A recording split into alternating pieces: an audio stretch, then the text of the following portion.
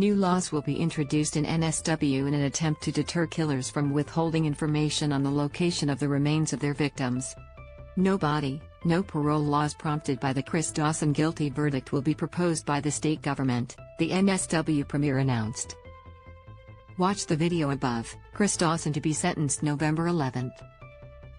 Watch the latest news on Channel 7 or stream for free on 7+. Premier Dominic Perrottet said the bill would mean offenders must cooperate and disclose the location of remains for any chance of release on parole. We will make it impossible for offenders who willfully and deliberately refuse to disclose information about their victims' remains to be granted parole, Perrottet said on Tuesday.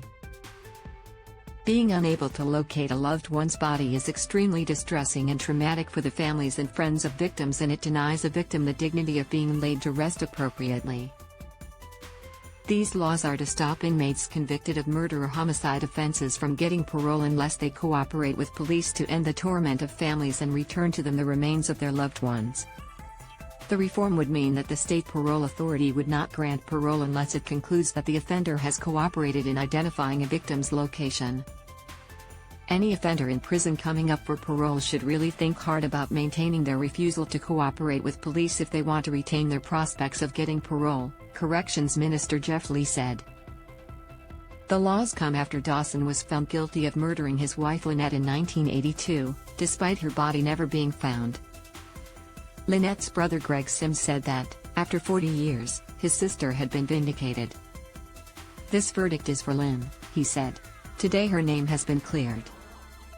But Sims said the journey advocating for his sister was still not complete. "She is still missing, we still need to bring her home," Sims said. "We would ask Chris Dawson to find it in himself to finally do the decent thing and allow us to bring Lynn home to a peaceful rest, finally show her the dignity she deserves." Dawson, now 74, pleaded not guilty to murder and is set to appeal against the conviction.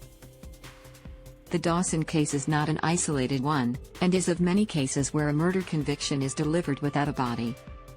Queensland University of Technology forensic criminologist Dr. Claire Ferguson uncovered 25 nobody convictions in Australia between 1983 and 2017. But she says that no body, no parole laws aren't foolproof. Other Australian states have introduced them in the past, but Ferguson says they won't necessarily prevent people from concealing bodies. Many offenders maintain the innocent facade for long periods of time, and often with no demonstrable benefit to them whatsoever, and that's because we're talking about offenders who often have a persistent need to control things, she told OP. When they do cooperate, she says, they're often not forthright. And finally, thank you all for watching the video.